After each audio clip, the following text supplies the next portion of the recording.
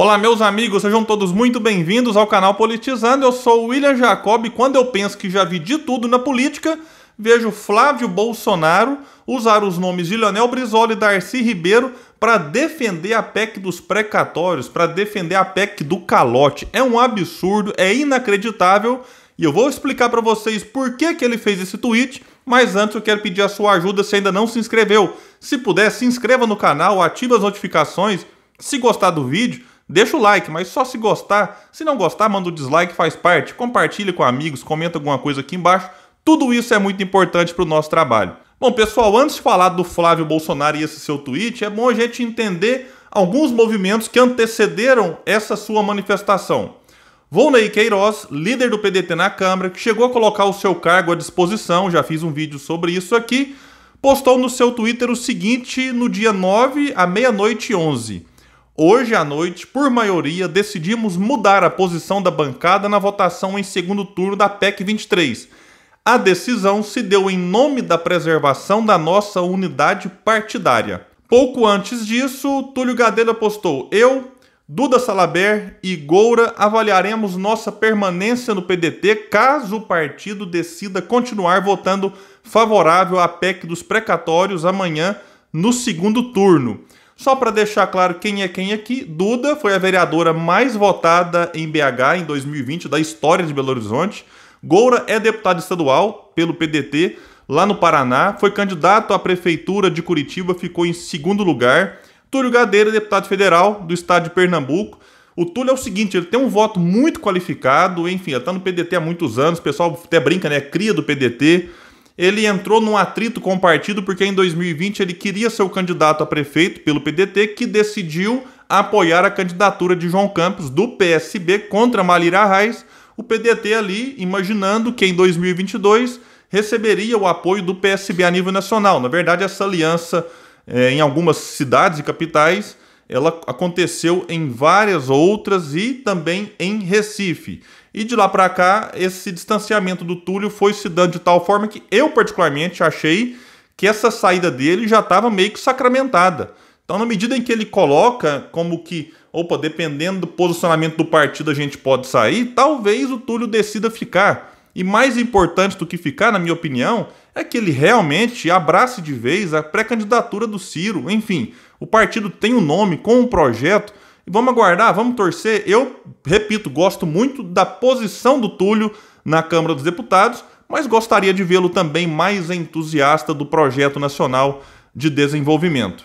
Bom, e aí vem então o inacreditável de hoje. Flávio Bolsonaro foi no seu Twitter e postou o seguinte: na época de Brizola e Darcy, acreditava-se que o PDT defendia os mais pobres.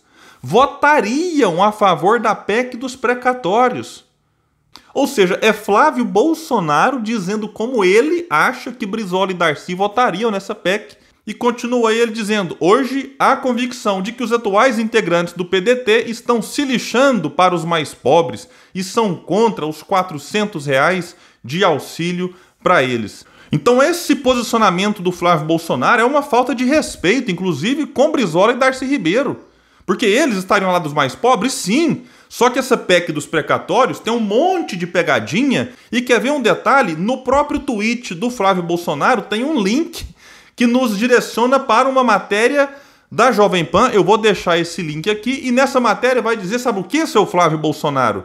Que Gadelha e os dois colegas de partido fazem uma série de críticas à proposta que adia o pagamento de dívidas da União reconhecidas pela Justiça, altera o teto de gastos e abre espaço fiscal de aproximadamente 91 bilhões. Agora veja um detalhe, que permitirá ao governo federal viabilizar o Auxílio Brasil, substituto do Bolsa Família.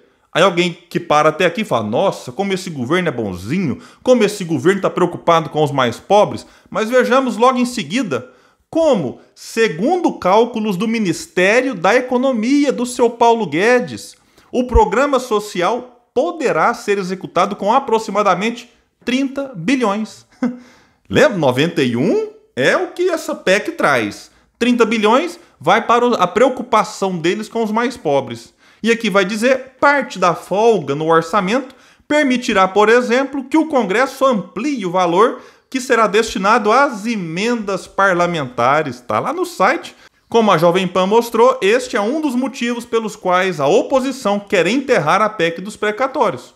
Nos partidos de esquerda, vai dizer, prevalece a avaliação de que a eventual aprovação da matéria dará ao presidente uma espécie de cheque em branco para gastar em 2022, ano eleitoral. Então, Flávio Bolsonaro, me explique aí, né, se vai gastar 30 para o auxílio, por que nessa PEC não tinha lá só 30?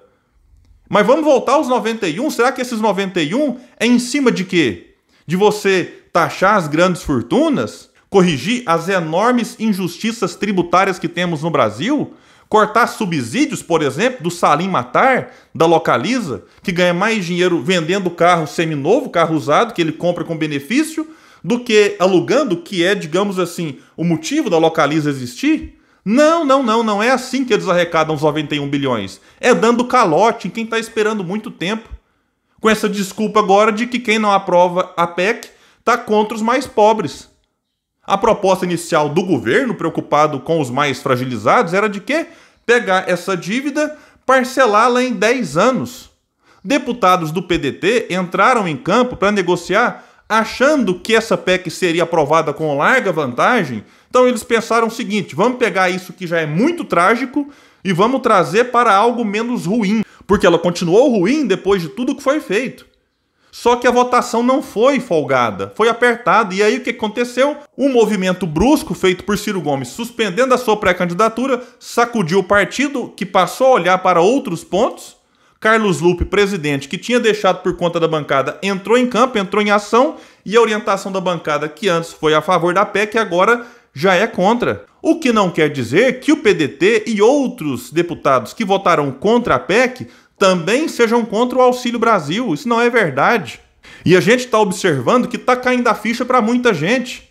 O PSB, em que o líder da bancada já tinha orientado o voto contra a PEC no primeiro turno, a gente tem que destacar isso, mesmo assim 10 votos foram favoráveis a ela, e aí o presidente do PSB, em entrevista à Globo News, eu vou deixar o link aqui embaixo, diz que se eles mantiverem seus respectivos votos, esses deputados, não queremos eles no PSB. Eu fui surpreendido com o voto de 6, que sempre votaram com a bancada. Agora, em um segundo turno, não teria tempo para se fazer a convocação da Executiva Nacional para fazer o fechamento de questão. Por essa razão, estamos fazendo uma articulação em desfavor dessa aberração que é a PEC dos precatórios. E eu volto no Flávio Bolsonaro.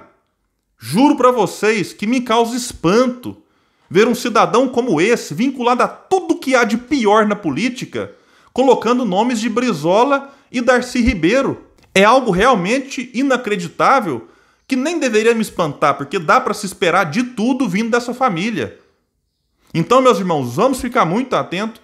Há um movimento muito forte agora para que, de fato, muitos que deram votos favoráveis a essa PEC agora deem votos contrários. Inclusive, há quem diga que Arthur Lira, percebendo que a votação vai ser muito apertada, pode até adiar o segundo turno. Então não sei, enquanto eu parei para fechar essa gravação, ainda estava marcada para o dia 9. Então vamos aguardar e ver o que Arthur Lira, que é o presidente da Câmara, que na prática me parece mais é um líder do governo, vai fazer, porque realmente o movimento feito pelo Ciro, pela sua militância, está também ajudando a construir uma conscientização dos malefícios que essa PEC traz, mesmo com alguns avanços em relação ao texto original. Todo cuidado quando se tem Bolsonaro presidente, Paulo Guedes ministro da Economia e Arthur Lira presidente da Câmara é pouco. E ficaremos atentos e na torcida para que essa PEC seja de fato derrotada na Câmara no segundo turno. Meus amigos, eu fico por aqui e até o próximo vídeo no canal Politizando.